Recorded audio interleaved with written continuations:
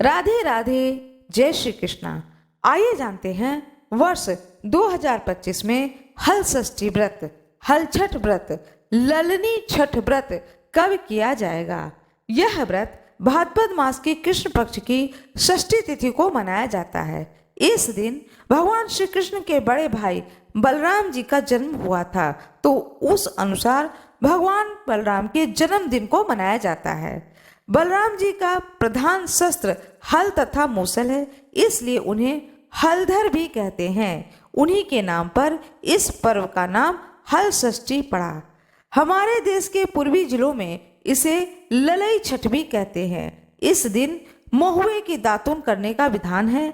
इस व्रत में हल द्वारा जुता हुआ फल तथा अन्न का प्रयोग वर्जित है। इस दिन गाय का दूध और दही का प्रयोग वर्जित है। भैंस के दूध व दही का प्रयोग किया जाता है। आइए जानते हैं षष्ठी तिथि कब प्रारंभ हो रहा है। 13 अगस्त 2025 दिन बुधवार को रात्रि 4:24 पर। षष्ठी तिथि का समापन होगा 14 अगस्त 2025 दिन बुधवार को रात्रि 2:08 पर। ऐसे में हल षष्ठी व्रत किया जाएगा 14 अगस्त 2025 दिन गुरुवार को। सारा दिन व्रत किया जाता है। दूसरे दिन पारणा किया जाता है। पारणा का शुभ मुहूर्त है 15 अगस्त 2025 दिन शुक्रवार को प्रातः सूर्योदय से 8:35 के बीच में। राधे राधे, जय श्री कृष्णा। आज मैं आप लोगों को श्री हल षष्ठी व्रत कथा सुनाने जा रही हूँ। भाद्रपद मास के कृष्ण पक्ष की षष्ठी तिथि को किया जाने वाला हल षष्ठी व्रत कथा। इस दिन भगवान बलराम देव की जन्मदिन मनाया जाता है। अष्टमी तिथि पर भगवान श्री कृष्ण के जन्म दिवस मनाया जाता है और षष्ठी तिथि पर बलराम भगवान का जन्मदिन मनाया जाता है। बलराम जी भगवान श्री कृष्ण के बड़े भाई हैं और जिनका दूसरा नाम है हलधर। वह हमेशा अपने कंधे पर हल रखते थे। उनको हल जो है वह अत्यंत प्रिय था। हल जो कि होता है यह खेत जोतने में काम आता है, जिसे कि हल कहा जाता है, और इसी को भगवान बलराम जो है बहुत ही पसंद करते थे, इसलिए हमेशा अपने पास रखते थे। गदा भी उन्हें अत्यंत प्रिय था।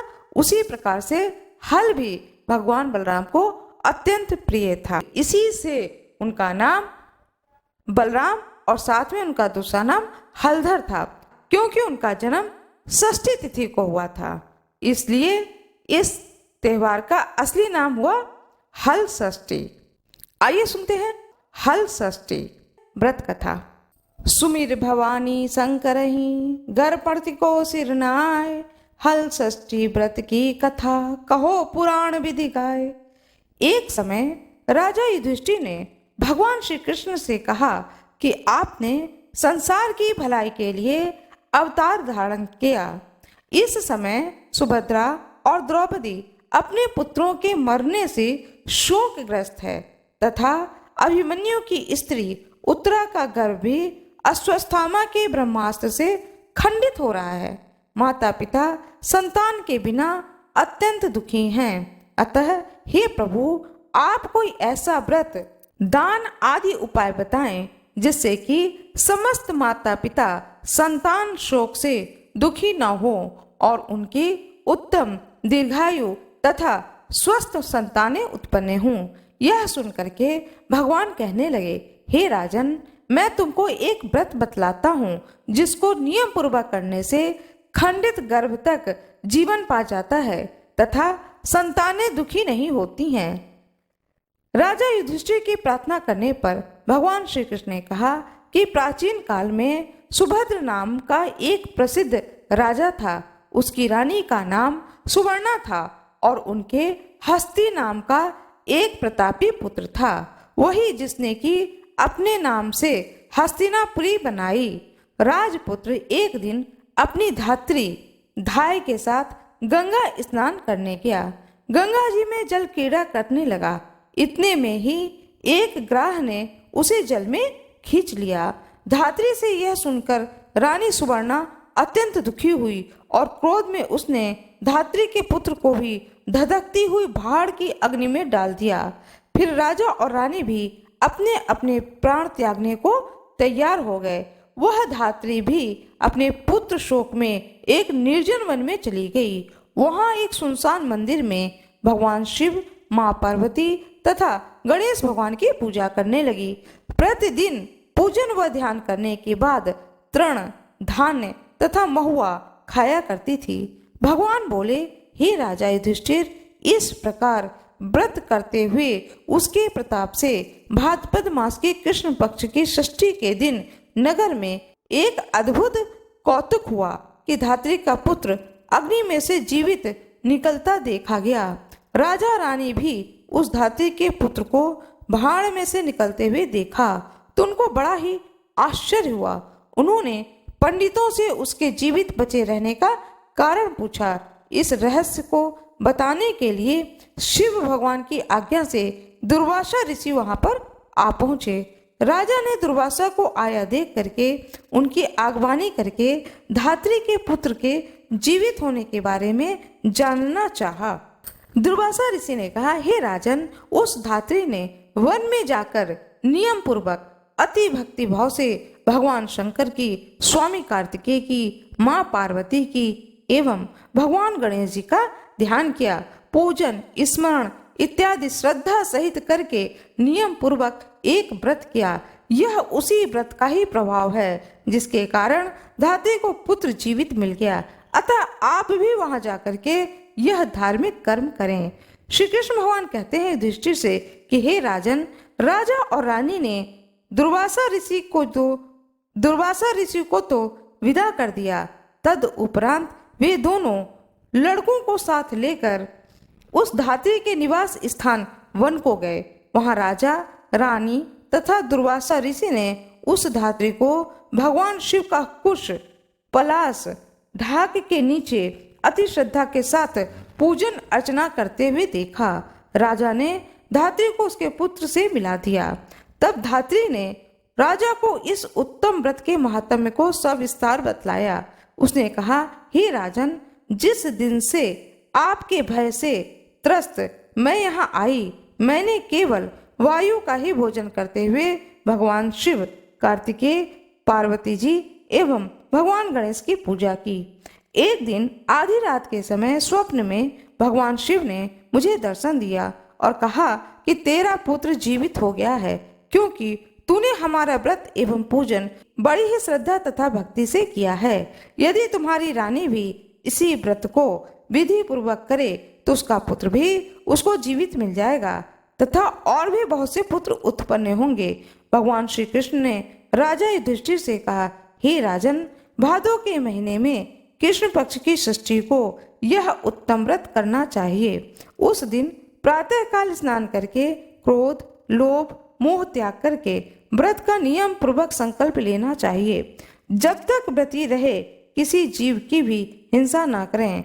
व्रत संपूर्ण करने के लिए चींटी आदि का मार्ग भी उल्लंघन न करें तथा दोपहर के समय अपने मित्रों सहित पलाश तथा कुशा के नीचे भगवान शिव, मां पार्वती, स्वामी कार्तिकेय तथा गणेश जी की मूर्ति स्थापित करके धूप, दीप, नैवेद्य आदि से विनम्र भक्ति पूर्वक भाव से पूजा करें और प्रार्थना करें कि हे सौम्य मूर्ति, पंचमुख, शूलधारी, नंदी, शंगी, महाकाय आदि गणों से युक्त आप भगवान शिव को मैं साष्टांग नमस्कार करता हूँ।